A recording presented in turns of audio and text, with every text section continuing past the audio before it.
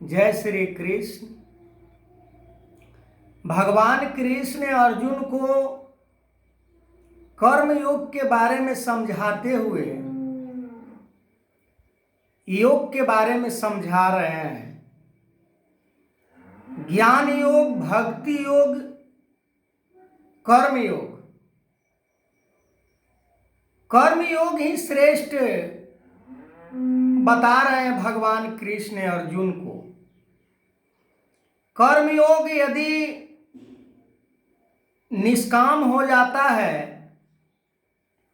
तो वही योग हो जाता है, और जो योग होता है वो भक्ति बन जाता है। जो दूसरों को निस्वार्थ सेवा करता है, परहित में सेवा करता है, जैसे भगवान ने सबसे पहले ब्रह्म ज्ञान सूर्य को ही दिए थे, और सूर्य ऐसे कर्म योग को धारण किए कि आज पूरे दुनिया में एक दिशा निर्देश के रूप में हमें बार बार प्रेरित करते हैं, हमें रास्ता दिखलाते हैं, हमें जीने का तौर तरीका सिखलाते हैं, हमें ज्ञान के ऊपर और मजबूती से पकड़ बनाने का सीख देते हैं। कर्म योग में जीने वाले का क्या इस संसार में प्रताप होता है, संसार में क्या उसका देन होता है, ये यदि किसी को सीखना है तो सूर्य से हम सीख सकते हैं कि निस्वार्थ सेवा, परहित में सेवा, दूसरों को जीवन दान देने वाले, दूसरों को जीवन को चलाने वाले भगवान को इन्हें दर्जा दी गई। वही बात भगवान कृष्ण ने अर्जुन को समझा रहे हैं कि अर्जुन, कर्म योग से श्रेष्ठ ज्ञान योग नहीं है। ज्ञान को प्राप्त कर लेने से भक्ति पूर्ण नहीं होता। बाबा हरदेव सिंह जी महाराज भी कर्म योग की बात किए हैं। सेवा,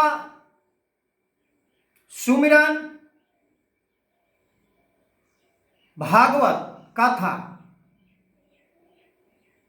जिसे आज प्रचलित रूप में सत्संग के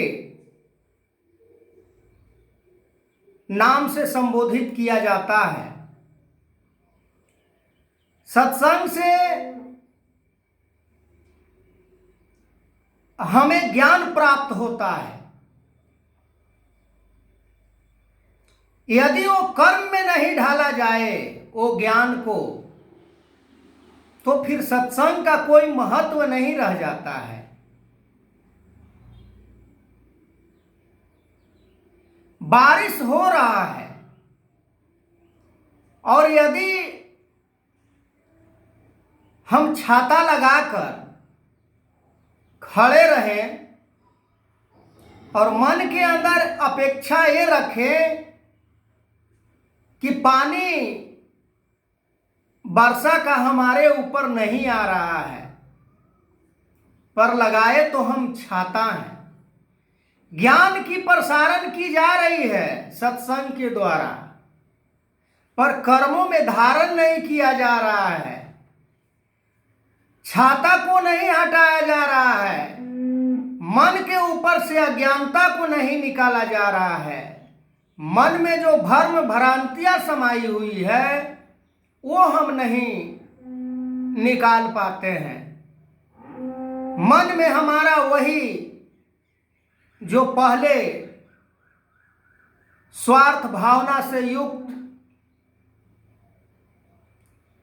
शिकवा शिकायत नफरत बड़ा छोटा, पर सूरज के अंदर ये सारे गुण नहीं हैं। सूरज अपने रोशनी अमीर को देते हैं तो गरीब को भी देते हैं। सूरज यदि अपनी रोशनी उच्च जाति वाले को देते हैं तो नीच जाति वाले को भी देते हैं। सूरज की प्रकाश बच्चा को देते हैं तो सियान को भी, बुजुर्ग को भी, काला को भी, गोरा को भी, सभी को प्रदान करते हैं। पर हम ऐसे एक ब्रह्मज्ञानी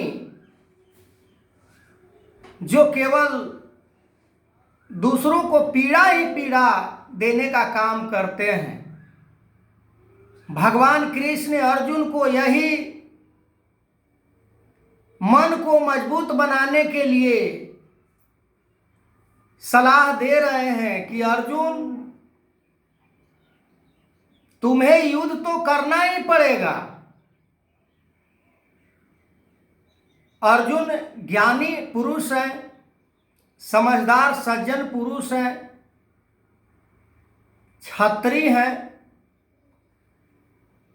आगे मैं इस वीडियो को कंटिन्यू करूंगा। तब तक के लिए जय श्री कृष्ण।